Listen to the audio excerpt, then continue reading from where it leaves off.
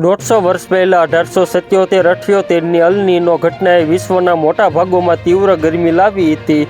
લાંબા સમય સુધી દુષ્કાળ અને પાક નિષ્ફળતાને કારણે વિનાશ જોવા મળ્યો હતો. તે સમયે મૃત્યુ એટલા ગંભીર હતા કે વિશ્વની 4% જેટલી વસ્તી નાશ પામી હતી. તેની ઇતિહાસમાં નોંધાયેલી સૌથી વિનાશક આબોહવા ઘટનાઓમાંની એક માનવામાં આવે છે. નિષ્ણાતો કહે છે કે હવામાન મોડેલ ચિંતાજનક સંકેતો આપી રહ્યા છે. પેસિફિક મહાસાગરનો અભ્યાસ કરતા સંશોધકો કહે છે કે તાજેતરના મોડેલ રણ સમૃદ્ધ સપાટીના તાપમાનમાં ઝડપી વધારો દર્શાવે છે. આ અલ નીનોની રચનાનું સૌથી મહત્વપૂર્ણ સૂચક છે. આ તીવ્રતા વૈજ્ઞાનિકોને ચિંતિત કરે છે કારણ કે જો વર્તમાન વલણો ચાલુ રહે તો મેગા અથવા સુપર અલ નીનો વિકસી શકે છે.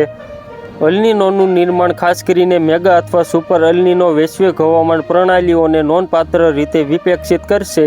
આવી ઘટના ચાલુ આબોહવા પરિવર્તન સાથે જોડાયેલી 2027 સુધીમાં વૈશ્વિક તાપમાનને નવા રેકોર્ડ સ્તરે ધકેલી શકે છે. અતિશય તાપમાન દુષ્કાળ તરફ દોરી જશે અને વિશ્વભરમાં ખોરાકની અછત વધુ ખરાબ કરશે.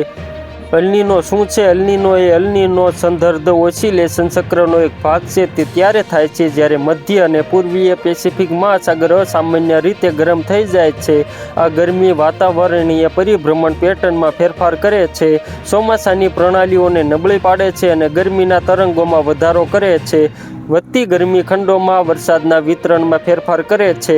તો મિત્રો, હાલ માટે એટલું જ. ફ્રી મળીએ નવી અપડેટ અને નવા સમાચાર સાથે. તે પહેલાં ખાસ કરીને વિડીયોને એક લાઇક અને RTV ગુજરાતી ન્યૂઝ યુટ્યુબ ચેનલને ખાસ કરીને સબસ્ક્રાઈબ કરવાનું ભૂલતા નહીં મિત્રો.